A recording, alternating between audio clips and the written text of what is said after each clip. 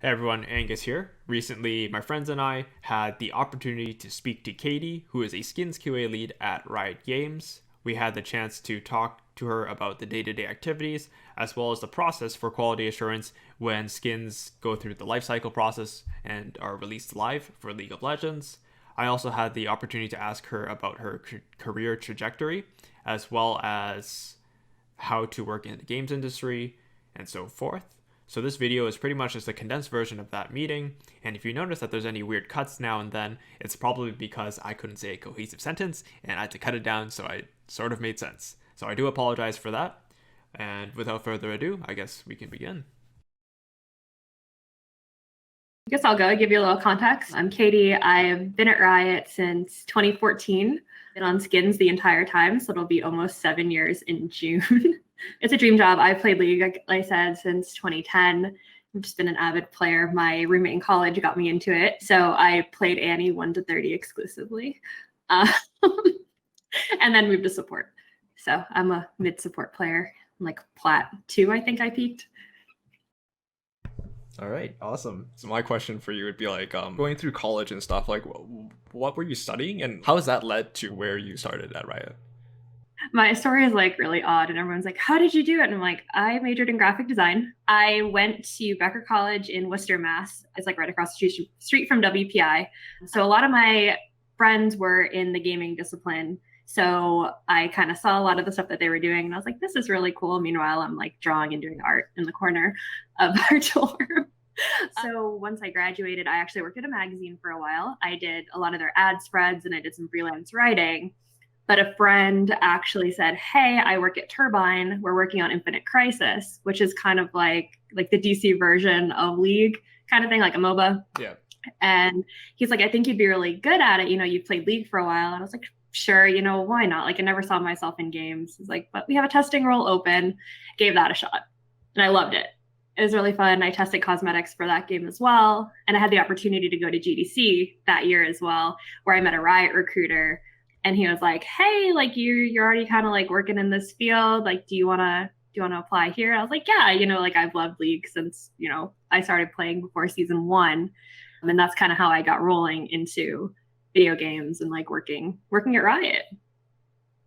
Could you talk us through the day to day between like your operations, I guess? Yeah, so working on skins, I will be really upfront and say it doesn't feel like work a lot of the time. A lot of our meetings are brainstorming meetings. So, we'll go in and we'll say, let's pick a thematic, like working on Star Guardian. Like, let's walk through working on like our Star Guardians. We're working on like the Xayah and Rakan and the Nico. Say, hey, like let's talk through Xayah's kit. Like, where are her hooks? Like, what does her combo feel like? Where are those really impactful moments? Same with Rakan. Like obviously you'll call out his R. Like that grand entrance is gonna be like that deal breaker for the skin. So you're gonna want like cool music, cool VFX, things like that. So if we're talking a brainstorm session, we're gonna run through everything together, see what sticks, run some ideas, like what does a recall look like? Anyone got any cool ideas?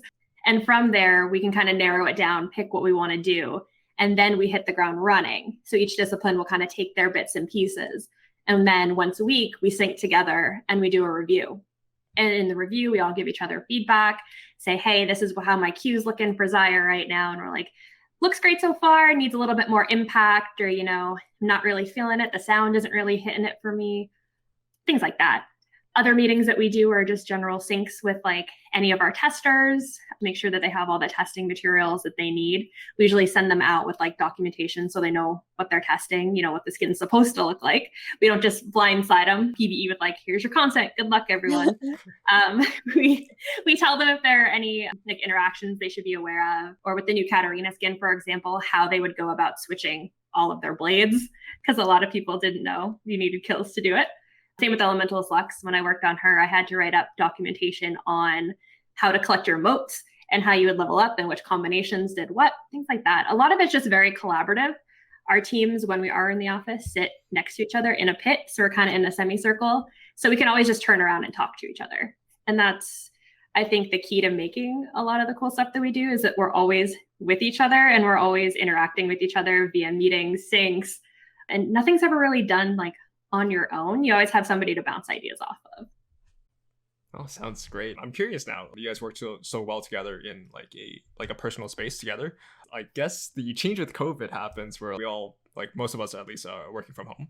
And like for me myself, I was working with a group of developers that sort of all lived together. So I was like the only one that was like almost never in the loop until I actually like, messaged them. It was a bit unfortunate, but like we got through it. Like they were great, right? Good. So that was I guess interesting for me. I was just like I was a new guy and I was like always out of the loop, right? So I had to find a way to make sure like communication was tight. So I guess for you guys, how did that change? Did that change really impact much, or like is it still pretty much roughly the same? I feel it's roughly the same because a lot of us still like use webcams. So we still have that like interfacing kind of thing. It's not really as disconnected. We do like a stand up every day where we all check in with each other, make sure that everyone, isn't blocked. They have everything that they need. It's very collaborative. So we see each other literally daily, once, if not 2 or 3 times a day. In addition, we also do kind of like game nights. Folks like my pod specifically likes playing TFT, like 5 or 6 as we're winding down. We'll get a group of us in a call together. We'll play TFT. We've done Among Us. So we do things to kind of just keep everyone together and make everyone feel like they're incorporated in one way or another, even if it's not, like face to face. Well, sounds good. That sounds a lot better than my weekly call with them. Yeah, so that's good to hear that everyone's still, I guess, working and meshing well together. It's just like we miss each other actually. Like a lot of the time we're just like, oh, I wish this was over. Like I miss hanging out and getting coffee with you, or like I miss seeing you like face to face and just catching up. But we're making do. I feel like a lot of us get along a lot better than other companies I've worked at. Like I feel like it's a lot tighter of a group, and like everyone's kind of just like very friendly with each other and like genuinely cares about the people that they work with, and they're not just coworkers. I guess one more question. Like you went through your day to day already, and yeah, it seems like a bunch of meetings, and like you guys bounce there off. There are a lot of meetings. Yeah. Lots of meetings. I guess in your position specifically for the QA lead for skins, how does that like flow work? If after the brainstorming session, like I assume like animators or whoever, like 3D modelers, they all get together and they all produce something, and do they send it off to you and then you send it off to the people that do the actual QA testing, or like how do all those teams sort of work together?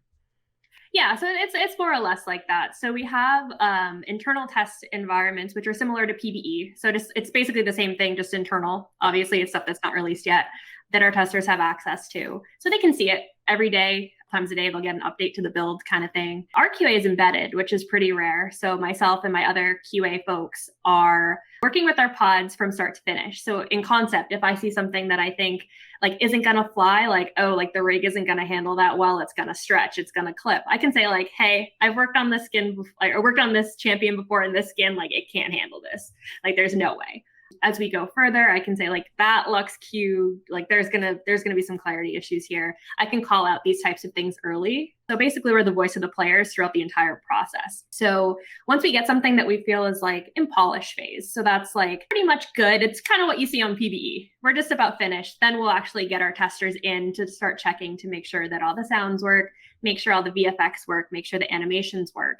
And then the bugs start trickling in and our devs will help us fix those things. And that's kind of where I come in and I start assigning everything out to where it needs to go, double checking that their fixes are in, and then just making sure that the final product is like good to go. Unless someone checks in something really late and then we have problems. Or like you bring up the PBE where like things are ready for PBE. So I'm assuming like at least the testers, they check in and make sure it's all good for PBE, and then you guys ship it off, right? Yeah. So we integrate everything into basically like a layer that's like, I'm ready for players to see me. And at that point, the next time the PBE build builds out, it'll have all of our content in it. Okay. I guess like another question sort of stems from that, where like the PBE feedback is interesting. I'd like to say, at least. Like sometimes I read some things on PBE, I'm like, like sometimes I don't get it, but other times there are things where like it does make sense for people to ask for. Absolutely. I guess I have some questions where in those cases, what is something that is acceptable as a change, if that makes sense? How do you defer? Because sometimes some requests are like a bit outlandish, I'd say. Like when I look at it, like some of them are a bit strange. But Yeah, like I want a new recall. Yeah, it's like, guys, come on. That's like a good week and a half's worth of animation work in addition to like the other supporting disciplines. Exactly. So But yeah, you get those. I remember from a while ago, like Tango Evelyn, I believe her splash art had like blonde hair, and then her in-game model had like, it was like a bluish tint, or if I recall. And then like, so that was something that was, I guess, small and had a lot of outcry. I think that was changed for the final. Like it was changed to be updated to have blonde hair, I believe. So I guess my question would be like, what in like that, how do you say that, like subsection of like complaints where some things are feasible and some things aren't feasible? How do you sort of you and the team, like how do you guys prioritize things that should be changed and updated? So every QA person, so myself included, when I work on a skin, like I'm the one that posts those feedback threads on Reddit, and everyone else kind of owns their own skins. So from there, I compile a list of changes that I think are within scope. So what I mean by within scope is it's not something that means we have to redo something entirely. So if someone's like, hey, like, you know, the skin tone maybe feels a little bit off, I think it should be lighter or darker. I'm like, yeah, okay, like that's fair. We want champion parity. We want to make that happen. That's not a big change to ask for. If we're like, hey, the sound doesn't feel really impactful for me, and like, let's say it's a big moment for that champion, like, of course, we're going to hear you out and we'll see if we can tweak it to make it sound a little better. Same with VFX. Like, hey, I've got some colorblind concerns, or I have some clarity concerns with this. Like, yeah, of course we want to hear you out. The biggest things we weigh against are the time that it's going to take to fix these things and like make that change, but also which disciplines does this affect? If we're talking hair, for example, yeah, we can update the hair model. If we're talking like we want to change the actual model shape, like, oh, we have to talk to our chroma friends too to make sure that they know about those changes, because they're going to have to make changes as well. In addition, like Flash get affected. And Splash, of course, is rendering, and that's like the illustration is very, very detailed, which can be a big change, but Splash is usually pretty accommodating. Thank you so much, Splash, to a lot of our requests. For example, KDAE, the parity wasn't there. The hair was really long in the Splash, but not in the game. And we wanted, you know, we strive for like 90% parity in these splashes so that like you see a cool splash and you get that in the game. You know, you don't want these like really big differences, you know, where possible. So they were like, yeah, we can cut this. Like, let's find ways around it. But our team actually talks about all the changes together. So I'll present all these changes to our team, and we'll talk with our production team. We'll talk with all of our devs, and they're like, yeah, I agree with this. I have time for this. I can make this happen. And usually the ones that were like, no, like, I don't really think we should change this, stem from it's a lateral change. You know, like, oh, she has pink hair. I want purple. Like, okay, does this really make the skin better or not? Like, does it really enhance this thematic? Yes or no? And that's kind of where we go with those changes.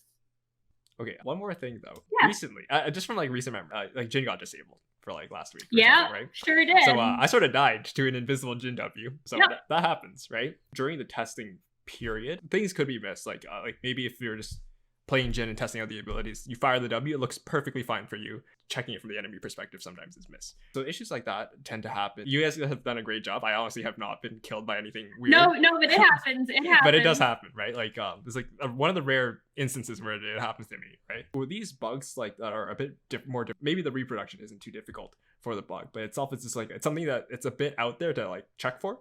So these things do slip through the cracks. So I guess like, is there for testing purposes at least, is there some like guideline or like some rules that people follow in general for testing, or is it just like play around with the skin, just like make sure everything's like checked off? So we have full test suites with test cases. So and it always it includes things like test the QWER, you know, test the emotes, and they have like just lists of test cases, and they check them off as they go. In certain instances, it's like if someone has to be marked first before they W, and like, hey, like the way that these particle systems are set up, if there's a delay, like that's actually another particle that wasn't put in. That's where you end up with something that was invisible. You can also end up with instances where like a late check-in that wasn't told to QA may break something else that they had already tested. So it may have worked perfectly fine the first time they tested it, but if someone made a change and they weren't informed of the change, it's very possible that it could go miss the second time when we're just doing our smoke tests, which are like the shorter, like once it's been thoroughly tested, we're just kind of running through daily to make sure things are looking good. But that said, when we do disables, things like that, we do what we call an RCA, which is a root cause analysis. So we like to find out why these things happen. And we like to see if there are any other gates that we can put in place to prevent it from happening again. So in this case, we're like, make sure we're testing the ability at different points instead of just like casting it and calling it a day. Just make sure that our testers are like, a little more thorough when we're going through and not just like spamming a spell, making sure that we're kind of attacking it from multiple angles, things like that. So when things like this do happen, we do have stopgaps in place to make sure we go through it, see what happened, find out what we can do better next time to avoid things like disables, because obviously they're super painful, especially for new content. Yeah, you did mention that, like, I guess everyone's sort of in charge of like their own skins, right? Or like not like directly in charge, but like a part of the creation process at least, right? Yeah. So I guess my question to you is, like, throughout your, I guess, 7 years at Riot, what's like the most difficult one that you've, like, what if you had the most issues with? I'm curious. Oh gosh, Zyra is always really fun, trying to differentiate all our different plants for gameplay, especially different seeds, and then as the plants grow, making sure you understand the difference between them. She's also very model heavy, so she's a lot of work. There we go. All right. Yeah, I've worked on like, gosh, the Dragon Sorceress one and Coven were the two that I worked on recently. But she's a little bit tricky. Kane is just like three champs in one, so he's always really fun. Kha'Zix is the same way. Since he has all those evolutions, you got to make sure that everything is like consistent. It's also really fun because if you evolve R, he has to also still match the thematic, but also like still look really cool. Like you don't want to evolve R and then be like, oh, this kind of looks crappy. It depends. Like a lot of it is like the gameplay clarity for some stuff can be really difficult. So Sona has everything color coded. So when we make a thematic for her, got to make sure she matches everything. Ultimate skins are just its own beast that are always really fun. I worked on DJ Sona, Elementalist Lux, and KDA All Out Seraphine. So each one had its own challenges, so to speak. Lux, for example, trying to get her to transform, and like how many motes does she need to transform her? Which one does what? At one point, they just didn't work right. So you would like expect a certain form and you'd get another, because that was the first time we ever did that HUD technology. And anytime we do new technology, naturally, there are always like these really, really bad bugs that come out of it. Luckily, they're fixed before release, but we end up with like all these really, really janky things. But that said, it's like that doesn't stop us from making skins for champions. For a long time, folks were like, you don't make Zyra skins because she's hard. Like, no, like there are a lot of things that go into it. Like, is this champion a good fit? You know, talking about champion popularity, champion affinity, things like that. We're not going to shove Zyra into like, I don't know, maybe like a mecha skin line. Like maybe that's not the best fit for her.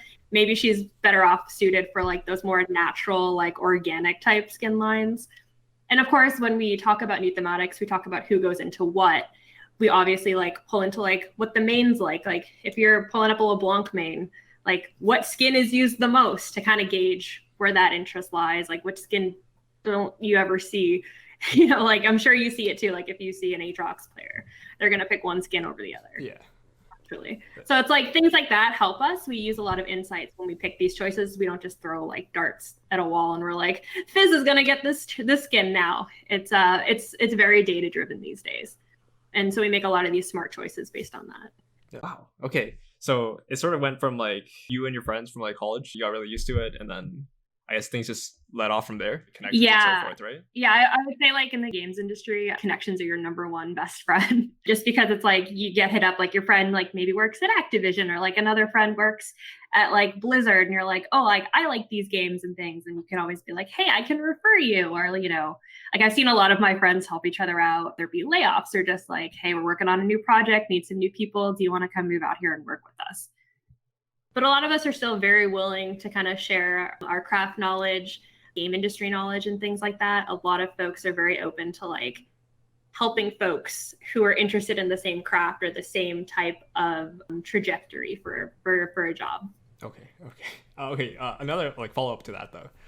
Mm-hmm. There's definitely different ways to connect to people. Like it's like a cold, like just like a connection on LinkedIn. Is that ever worth it? Like just like, hey, I want to talk about this. Just send like a LinkedIn connection or something like that. I guess it differs from person to person. But in your opinion, what's maybe the best way to reach out? I don't personally mind those types of things, especially if you're like, hey, I'm a student here and I just have some questions kind of just like about the industry in a whole. Like to me, that's just very innocent and very curious. So of course, like I'm willing to help out if it's a bit more out of scope of like, hey, I want to be like a producer. I'm like, I'm not a producer, might not be the best person, but I may be able to talk to somebody to get, you know, you in contact. similar to like on Twitter, or someone's like, hey, I have a question about gameplay. I'm like, well, that's not me, but let me see if I know anybody that I can tag in the thread to kind of help you out. And a lot of rioters are very willing to help out. If someone's like, hey, I've got a student here who's very interested in like X, Y, and Z. Do we have any folks here who have some time to chat? And it could just be for like a school project. It could be like, hey, I'm working on a thesis for this and I need some real world interview with like an actual person in the industry. Like, yeah, of course. A lot of folks are usually down to help out. I think it never hurts to have like a, hey, here's my resume, here's what I'm certified in, here's what I know how to do, but also here's me applying it in my own time because it shows passion. Yeah. And I think even if it's like, it might not be like the best mini game that you've ever made in your life, they're like, hey, here's me, I spent time on this, I programmed how this all functions. Like, to me, that shows that you're dedicated and you have passion, and in your free time, you're spending your own free time trying to level up and trying to be better. All right, sounds good. Okay, I'm on the right track at least. And especially for college folks who like may have like those projects that are like their group projects. It might be a final of making a game, and like Game Maker, for example, like keep those things. Obviously, it's probably not going to be the best work of your career, but just to say like, hey, it shows like, hey, I worked with the team. I know how to collaborate with my team. You could be like the team lead and be like, hey, I have leadership skills here.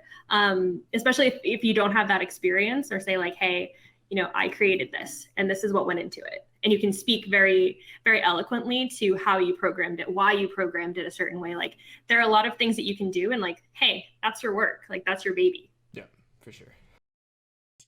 I'm working another job, but I do want to work in, I guess, the games industry at one point.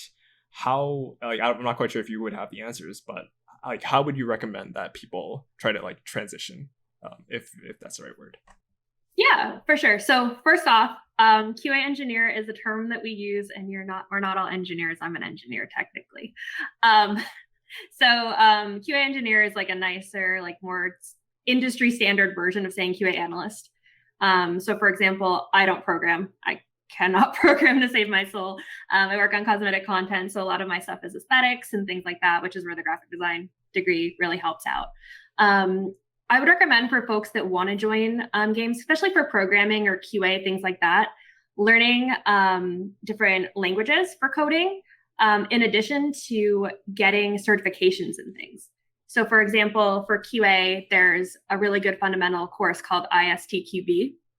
And it's an industry standard. It's applicable towards any type of QA that you do. And it explains, that you understand the basics of white box testing, black box testing, and like all these terms that are very, very industry standard. And they're also like ASTQB and like the more advanced classes as you go up. Similar, if you like kind of want to go in a producer role, like Agile fundamentals are really good classes to take. But these are just like low-key classes that you can take online a lot of the time. And they're like Zoom classes a couple days. And then you just take an online test and then you get certified. Oh, okay. So I would definitely say, like, if you don't have that real experience, or like that real, like whether it be at another studio, or you just don't have like a huge portfolio to showing that you have that passion and that knowledge via certifications is definitely a good alternative route. All right. No, that's I think that's solid advice. Just like right now, I guess personally, like, I want to work at Riot in some capacity as a programmer at some point in time. But again, like, I'm in Canada. I got like zero connections right now. That's great to hear. So like, definitely like branch out, like try to meet people, I guess, in the industry, and just try to network as much as possible.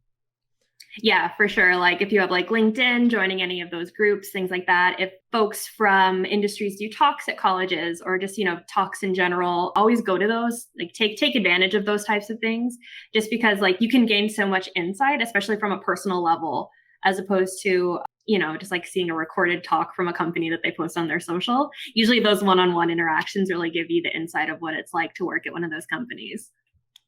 Yes. Okay. Well, like right now, this year is like a bit difficult, at least, to try to go to those events and so forth. Yeah. So I guess one thing is to open up, like that'd be like the first thing people would look forward to. It would be to go to, I guess, all these talks and events that are available around you, right?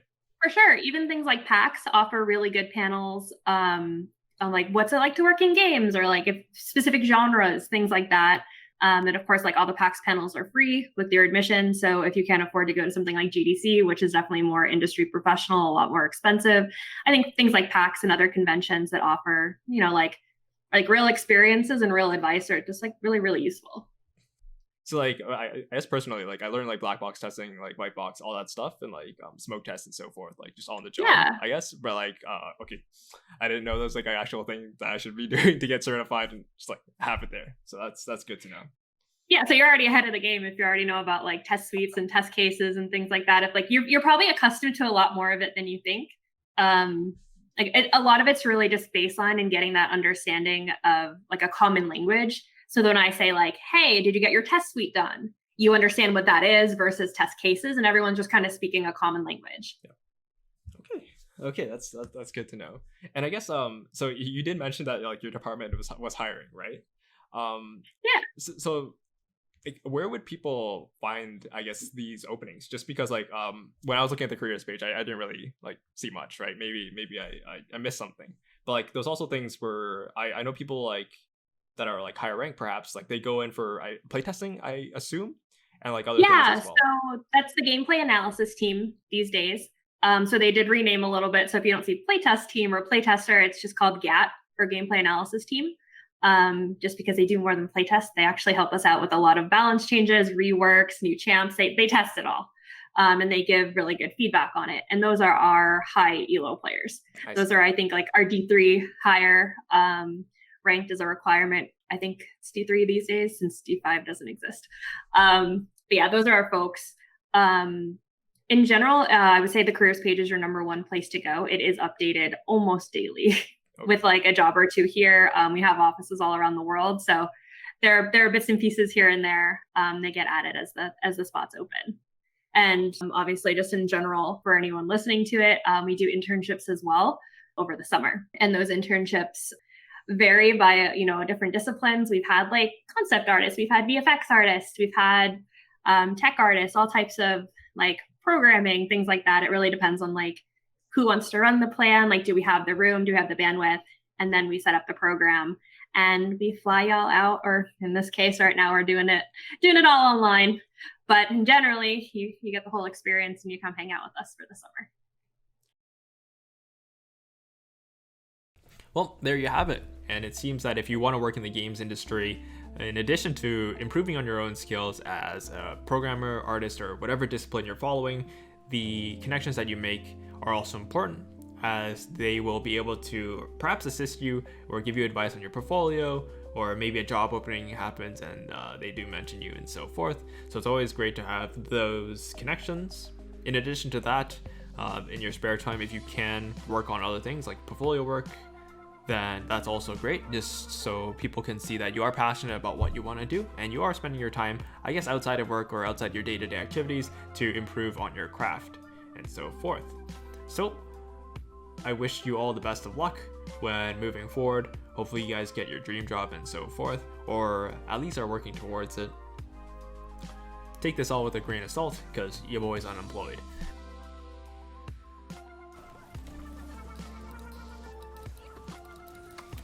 Pentakill! Oh, how nice.